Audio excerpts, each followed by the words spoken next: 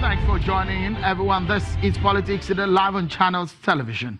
I'm Shinwa Kimbaloye in Lagos. Well, it's 191 days to the general elections. Our eyes are wide open as we watch the intrigues and the scheming in the political space. Before we get started, everyone, let's begin with some updates that we have for you on some of the events of today. The Senate President Bukola Saraki said Tuesday's blockade at the National Assembly, led by DSS operatives, described it as a show of shame which should not have happened. Senator Saraki told a World Press Conference in Abuja that the act was an act of cowardice by those who sought to execute an illegal impeachment without the backing of the law. He reiterated an earlier warning where he said there is a government within a government of the Buhari administration, and it beats his imagination how this was allowed to happen. He, however, commended the acting president, Professor Yemi Osinbajo, for his quick response on the matter, but says the sacking of the Director General of the DSS has not addressed what happened.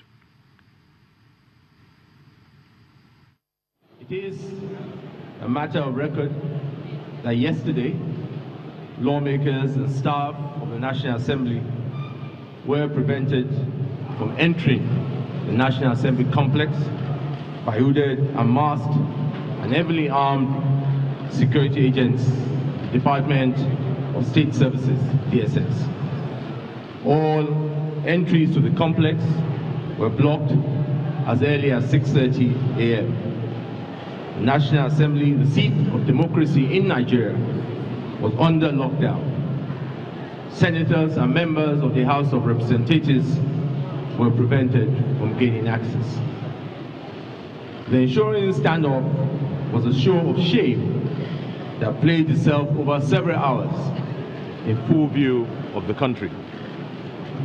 The siege was also an act of cowardice by those seeking to carry out an illegal impeachment of leaders of the Senate in flagrant disregard of the law.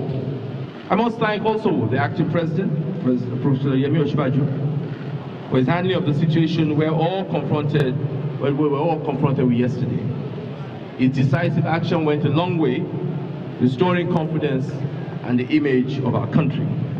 It sent a powerful message that the State Department, State Security Services cannot be recklessly deployed against institutions of our democracy. However, the damage control so far does not address of how this happened in the first place.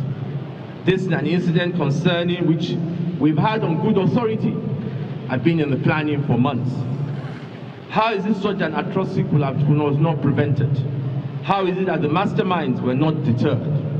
Very, very serious questions remain unanswered, and only a full investigation will give us answers to this.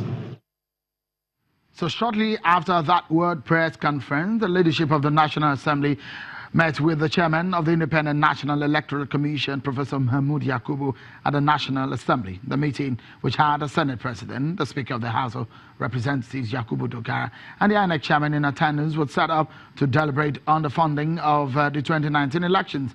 The INEC chairman told journalists at the end of the meeting that the leadership of the National Assembly is giving him assurance of a speedy passage of the budget as early as next week.